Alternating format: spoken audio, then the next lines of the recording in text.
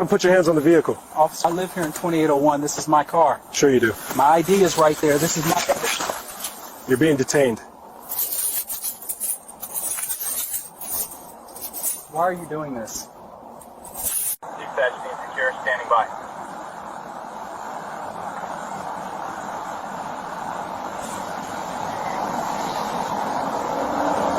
Hold on. Dispatch, stand by. Officer Garrett's hand moved to his weapon as he watched the well-dressed black man step out of the Mercedes-Benz, parked in front of the luxury high-rise building. Something didn't sit right with Garrett. In his mind, the expensive suit, the high-end car, and the man's skin color didn't match up in this upscale neighborhood. Within seconds, Garrett had decided this man was either a car thief or a drug dealer, and he was about to make what he thought would be an easy arrest to boost his monthly numbers. What Garrett didn't know was that this single decision, fueled by his own prejudice and arrogance, would destroy his career, expose a pattern of corruption in his department, and hand Christopher Ellis, the CEO of one of the city's fastest-growing tech companies, the evidence needed to launch a civil rights lawsuit that would make national headlines and change police policy across 3 states. Where are you watching from? If this type of story interests you, please hit that subscribe button now, because what happens next will shock you. I promise you won't regret it. Christopher Ellis had just finished a 16-hour workday. His company, Tech Vision Solutions, had closed a $40 million deal with a major healthcare provider, and he was exhausted. All he wanted was to get to his penthouse apartment, take a hot shower, and sleep for the next 10 hours. He had earned every penny of his success through years of hard work, starting from a small apartment where he coded his first program on a laptop he had saved 2 years to buy. Officer Garrett approached the vehicle with his hand still resting on his service weapon. His partner, a rookie who had been on the force for only 3 months, followed behind nervously. The rookie had heard stories about Garrett, about how he had a habit of stopping people in this neighborhood who didn't belong. But as a new officer, he didn't feel he had the standing to question a veteran with 12 years on the force. Christopher noticed the officers approaching and felt his stomach tighten. He had been through this before. Despite his success, despite his contributions to the community, despite the fact that he employed over 300 people in this city, his skin color still made him a suspect to some. He took a deep breath and reminded himself to stay calm, to be polite, to give them no reason to escalate the situation. Garrett knocked on the window hard, harder than necessary. Christopher rolled it down smoothly, keeping his hands visible on the steering wheel, a sad practice he had learned from his father years ago. The officer demanded identification without greeting or explanation. Christopher calmly explained that he lived in the building right in front of them, apartment 2801, the penthouse suite. Garrett's face twisted into a smirk that made Christopher's blood run cold. The officer didn't believe him. Or more accurately, the officer didn't want to believe him. What happened next would be captured on 3 different cameras: the officer's body camera, the building's security system, and a smartphone held by a young woman named Lisa Chang, a college student who happened to be visiting her aunt in the building. Lisa had noticed the interaction from the building's lobby and felt something was wrong. She started recording. Garrett ordered Christopher out of the vehicle. Christopher complied, moving slowly and deliberately. He was then ordered to place his hands on the car. Again, Christopher complied. The officer began searching him aggressively, emptying his pockets onto the hood of the Mercedes. A wallet, keys to the building and his apartment, a money clip with several $100s in cash, and his phone clattered onto the expensive car's surface. The rookie officer picked up the wallet and opened it. Inside was Christopher's driver's license with this building's address clearly printed on it. The rookie tried to show it to Garrett, but the senior officer waved him off dismissively. Garrett had already made up his mind. The cash was suspicious. The expensive car was suspicious. Everything about this situation fit the narrative Garrett had already written in his head. Do you think the rookie should have spoken up at this moment? Let me know in the comments. Christopher remained calm, though his heart was racing. He asked what law he had broken. Garrett ignored the question, and instead accused him of driving a stolen vehicle. Christopher explained that the car was registered in his name, and offered to show the registration from the glove compartment. Garrett refused and told him he was being detained for investigation. The situation spiraled quickly. Garrett called for backup, claiming he had a suspect who was becoming aggressive and uncooperative. This was a complete lie. The body camera footage would later show that Christopher had been nothing but polite and cooperative. But Garrett knew that once he called in backup with that kind of language, other officers would arrive expecting a dangerous situation, which would justify whatever actions Garrett took next. Within minutes, 2 more patrol cars arrived. The officers stepped out, hands on their weapons, adrenaline pumping because they believed they were responding to a potentially dangerous call. Christopher's calm began to crack. He raised his voice, asking why he was being treated like a criminal in front of his own home. This was exactly what Garrett wanted. The moment Christopher raised his voice, Garrett grabbed his arm and twisted it behind his back. Christopher instinctively pulled away from the sudden pain, and Garrett used this reaction to force him down onto the ground. The rough pavement scraped Christopher's face. His expensive suit tore at the shoulder. Garrett's knee pressed into his back as handcuffs were snapped onto his wrists, tightened more than necessary. Lisa Chang captured everything on her phone. She also called her aunt, who called the building's property manager, who immediately came down to the street. The property manager, an older white woman named Mrs. Kowalski, who had known Christopher for the 5 years he had lived there, rushed over to the scene. Mrs. Kowalski tried to explain to the officers that they had made a terrible mistake. She told them Christopher Ellis was a respected resident, that he owned his apartment, that he had never caused any problems. Garrett told her to step back, or she would be arrested for interfering with police business. The other officers, now realizing something might be wrong with this arrest, started asking Garrett questions, but Garrett had gone too far to back down now. Christopher was placed in the back of the patrol car. His face was bleeding from the scrape on the pavement. His shoulder throbbed with pain. His expensive suit was ruined. But more than the physical pain, the humiliation burned through him. People were gathering on the street. Some were his neighbors, some were strangers. All were watching him, a successful businessman being treated like a common criminal. Garrett searched the Mercedes without consent and without a warrant. He found nothing illegal, because there was nothing illegal to find. The car's registration, which he finally looked at, clearly showed the vehicle belonged to Christopher Ellis. The insurance papers were current. Everything was legitimate. But instead of admitting his mistake, Garrett decided to double down. At the police station, Christopher was processed like any other arrestee. Fingerprints, mugshot, personal belongings confiscated. He was placed in a holding cell, the charge: resisting arrest and disorderly conduct. Garrett had fabricated charges to justify his actions, a practice he had used before with other people he had wrongly targeted. But Christopher Ellis was not like Garrett's previous victims. He had resources, he had connections, and most importantly, he had video evidence. Christopher's lawyer, a sharp legal mind named Alan Foster, arrived at the station within 2 hours.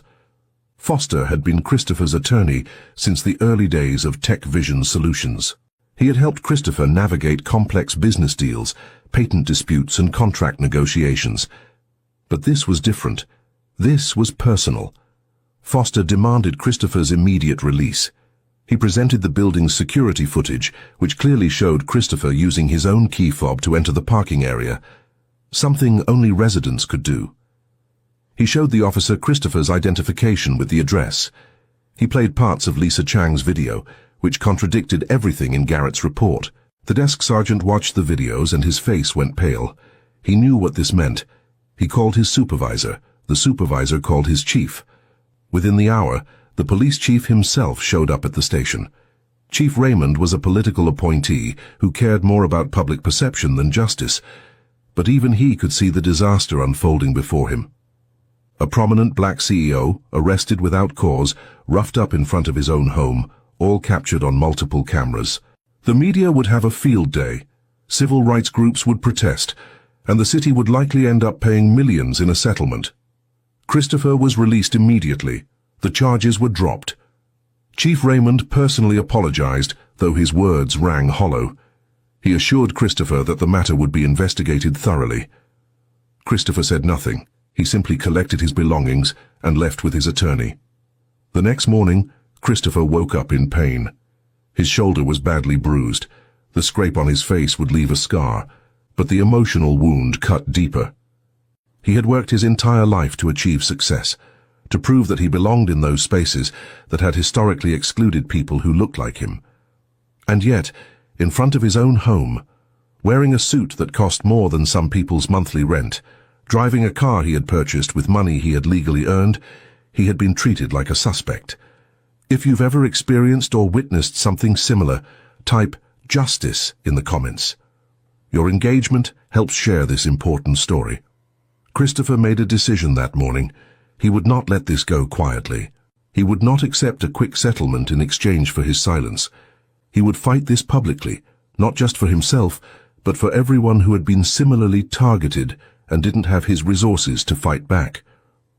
Alan Foster filed a federal civil rights lawsuit against Officer Garrett, the police department, and the city. The lawsuit detailed the wrongful arrest, the excessive force, and the fabricated charges. But Foster didn't stop there. He requested all records of Garrett's arrests over the past 5 years. What they found was stunning. Officer Garrett had a pattern. Over 60% of his arrests involved Black and Latino individuals in upscale neighborhoods. Watching Garrett being led away in handcuffs, wearing an orange jumpsuit instead of his uniform, Christopher felt a mix of emotions. There was satisfaction in seeing justice served, but there was also sadness that it had to come to this, that the system had failed so badly that a federal lawsuit and national attention were needed to achieve basic accountability. Christopher used most of the settlement money to establish a foundation. The Ellis Justice Foundation provided legal assistance to people who had experienced police misconduct but couldn't afford to fight back. The foundation also funded community programs, police training initiatives focused on fair and respectful policing, and scholarships for young people interested in criminal justice reform. The impact spread beyond that one city. Other cities examined their own practices. Several district attorneys opened reviews of cases involving officers with similar patterns. Policymakers at the state level passed new laws requiring better tracking of police misconduct and limiting the use of non-disclosure agreements in settlements involving civil rights violations. Lisa Chang, the college student who had recorded the initial video, was invited to speak at conferences about the importance of documenting police interactions. Her quick thinking had provided crucial evidence. She graduated and became a civil rights attorney, inspired by what she had witnessed. Mrs. Kowalski, the property manager who had tried to help, received apologies from the officers who had dismissed her that night. She became an advocate for tenant rights and worked with local officials to ensure that residents would be treated with respect in their own neighborhoods. The rookie officer who had come forward left the police force. The experience had shaken his faith in the system, but he found a new calling as a trainer, teaching new officers about the importance of speaking up when they witnessed wrongdoing, about how silence makes you complicit. Officer Garrett served his full sentence. No early release, no special treatment. The man who had thought he could abuse his power with impunity learned that actions have consequences. After his release, he was a convicted felon, unable to work in law enforcement ever again. He struggled to find employment. The arrogance and certainty he had carried for years were gone, replaced by the reality of what his prejudice and abuse of power had cost him. Christopher returned to running his company. Tech Vision Solutions continued to grow and thrive, but he carried the experience with him. He implemented new programs at his company focused on diversity and inclusion. He hired people with criminal records, understanding that many had been caught up in a system that targeted them unfairly. He spoke regularly about his experience, using his platform to advocate for change. Years later, Christopher was invited to speak at the police academy in his city. Standing before a room full of new officers, he told his story. He showed them his mugshot. He played the videos. He watched their faces as they processed what had happened. Then he asked them a simple question: what kind of officer do you want to be?